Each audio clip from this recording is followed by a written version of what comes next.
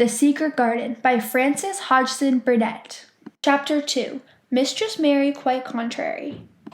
Mary had liked to look at her mother from a distance, and she had thought her very pretty, but as she knew very little of her, she could scarcely have been expected to love her or to miss her very much when she was gone. She did not miss her at all, in fact, and as she was a self-absorbed child, she gave her entire thought to herself, as she had always done.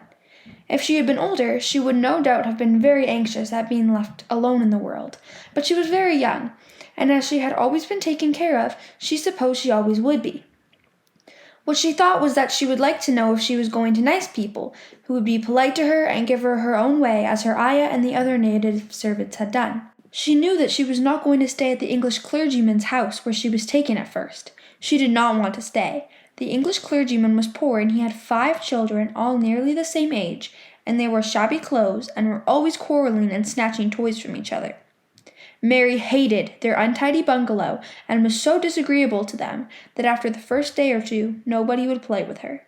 By the second day they had given her a nickname which made her furious. It was Basil who thought of it first. Basil was a little boy with impudent blue eyes and a turned-up nose, and Mary hated him. She was playing by herself under a tree, just as she had been playing the day the cholera broke out. She was making heaps of earth and paths for a garden, and Basil came and stood near to watch her. Presently he got rather interested and suddenly made a suggestion. "Why don't you put a heap of stones there and pretend it is a rockery?" he said. "There in the middle." And he leaned over her to point. "Go away!" cried Mary.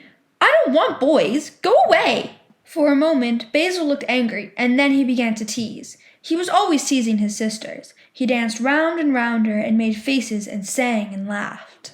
"Mistress Mary Quite Contrary, how does your garden grow? With silver bells and cockle shells and marigolds all in a row." He sang it until the other children heard and laughed too, and the crosser Mary got, the more they sang Mistress Mary Quite Contrary. And after that, as long as she stayed with them, they called her Mistress Mary Quite Contrary when they spoke of her to each other, and often when they spoke to her. "You are going to be sent home," Basil said to her, "at the end of the week, and we're glad of it." "I am glad of it too," answered Mary. "Where is home?" "She doesn't know where home is," said Basil, with 7-year-old scorn. "It's England, of course. Our grandmamma lives there, and our sister Mabel was sent to her last year. You are not going to your grandmamma. You have none. You are going to your uncle. His name is Mr. Archibald Craven." "I don't know anything about him," snapped Mary. "I know you don't," Basil answered. "You don't know anything. Girls never do. I heard father and mother talking about him. He lives in a great, big, desolate old house in the country, and no one goes near him. He's so cross he won't let them, and they wouldn't come if he would let them. He's a hunchback, and he's horrid." "I don't believe you," said Mary, and she turned her back and stuck her fingers in her ears, because she would not listen any more. But she thought over it a great deal afterward, and when Mrs. Crawford told her that night that she was going to sail away to England in a few days and going to her uncle, Mr. Archibald Craven, who lived at Misselthwaite Manor, she looked so stony and stubbornly uninterested that they did not know what to think about her. They tried to be kind to her, but she only turned her face away when Mrs. Crawford attempted to kiss her, and held herself stiffly when Mr. Crawford patted her shoulder. "She is such a plain child," Mrs. Crawford said pityingly afterward, "and her mother was such a pretty creature. She had a very pretty manner, too, and Mary has the most unattractive ways I ever saw in a child. The children call her Mistress Mary Quite Contrary, and though it's naughty of them, one can't help understanding it." Perhaps if her mother had carried her pretty face and her pretty manners oftener into the nursery, Mary might have learned some pretty ways, too. It is very sad, now the poor beautiful thing is gone, to remember that many people never even knew that she had a child at all. "I believe she scarcely ever looked at her," sighed Mrs. Crawford. "When her ayah was dead, there was no one to give a thought to the little thing. Think of the servants running away and leaving her all alone in that deserted bungalow. Colonel McGrew said he nearly jumped out of his skin when he opened the door and found her standing by herself in the middle of the room." Mary made the long voyage to England under the care of an officer's wife, who was taking her children to leave them in a boarding school. She was very much absorbed in her own little boy and girl, and was rather glad to hand the child over to the woman Mr. Archibald Craven sent to meet her in London. The woman was his housekeeper at Misselthwaite Manor, and her name was Mrs. Medlock. She was a stout woman, with very red cheeks and sharp black eyes. She wore a very purple dress, a black silk mantle with jet fringes on it, and a black bonnet with purple velvet flowers, which stuck up and trembled when she moved her head. Mary did not like her at all, but as she very seldom liked people, there was nothing remarkable in that, besides which it was very evident Mrs. Medlock did not think much of her. "My word, she's a plain little piece of goods," she said, "and we'd heard that her mother was a beauty. She hasn't had much of it down, has she, ma'am?" "Perhaps she will improve as she grows older," the officer's wife said good-naturedly. "If she were not so sallow and had a nicer expression, her features are rather good. Children alter so much." "She'll have to alter a good deal," answered Mrs. Medlock, "and there's nothing likely to improve children at Misselthwaite, if you ask me." They thought Mary was not listening because she was standing a little apart from them at the window of the private hotel they had gone to. She was watching the passing buses and cabs and people, but she heard quite well and was made very curious about her uncle and the place he lived in. What sort of a place was it, and what would he be like? What was a hunchback? She had never seen one. Perhaps there were none in India. Since she had been living in other people's houses and had had no ayah, she had begun to feel lonely and to think queer thoughts which were new to her. She had begun to wonder why she had never seemed to belong to anyone, even when her father and mother had been alive. Other children seemed to belong to their fathers and mothers, but she had never seemed to really be anyone's little girl. She had servants and food and clothes, but no one had taken any notice of her. She did not know that this was because she was a disagreeable child. But then, of course, she did not know she was disagreeable. She often thought that other people were, but she did not know that she was so herself.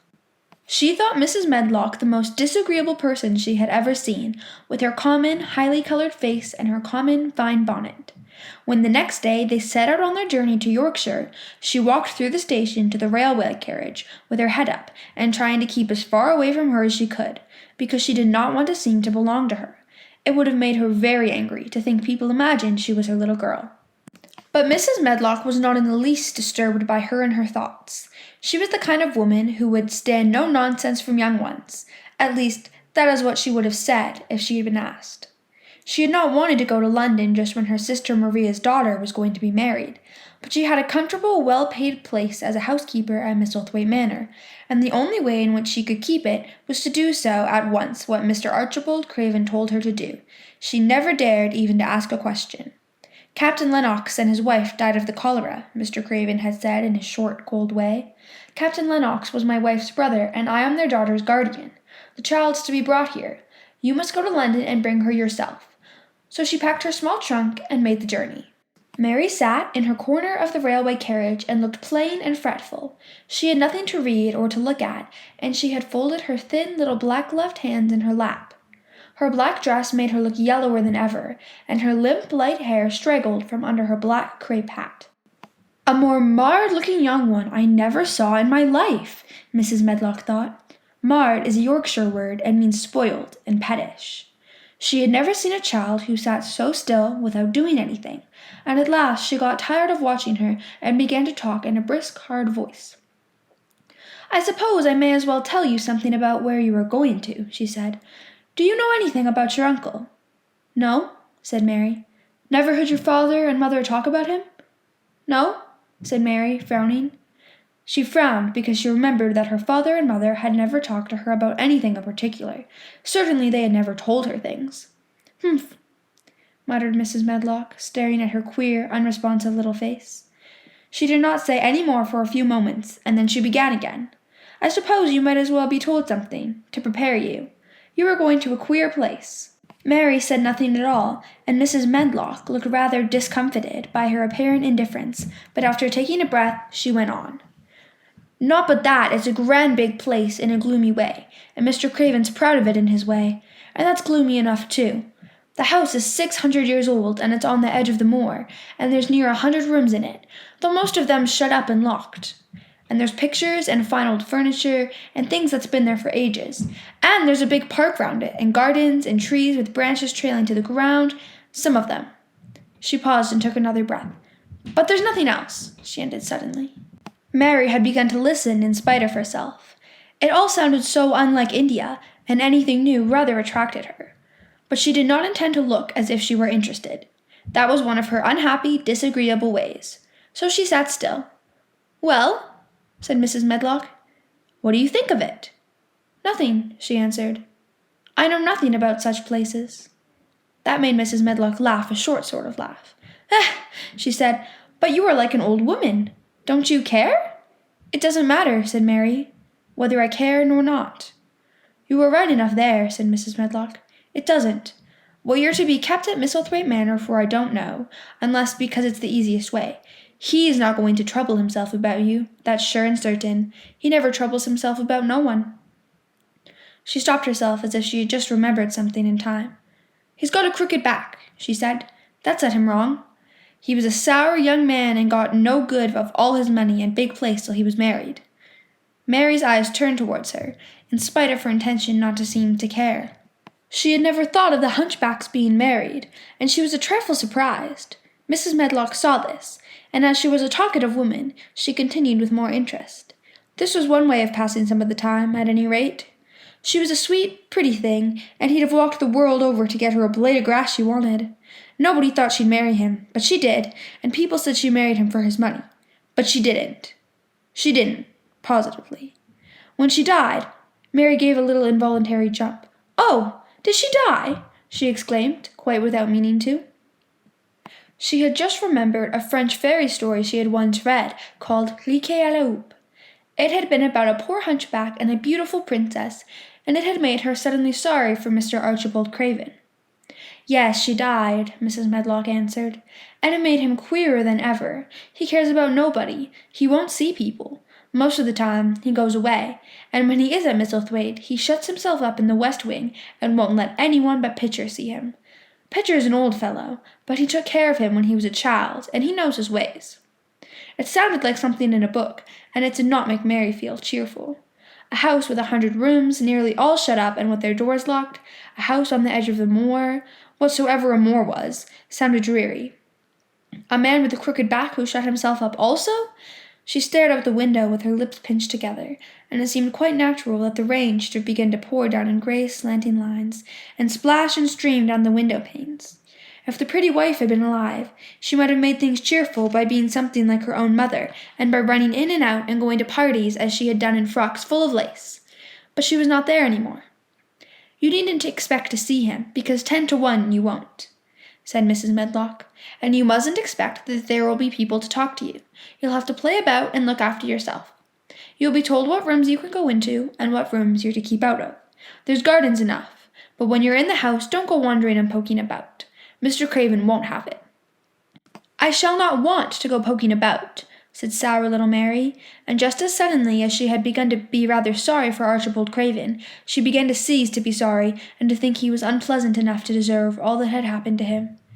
And she turned her face towards the streaming panes of the window of the railway carriage, and gazed out at the grey rainstorm, which looked as if it would go on for ever and ever. She watched it so long and steadily that the greyness grew heavier and heavier before her eyes, and she fell asleep.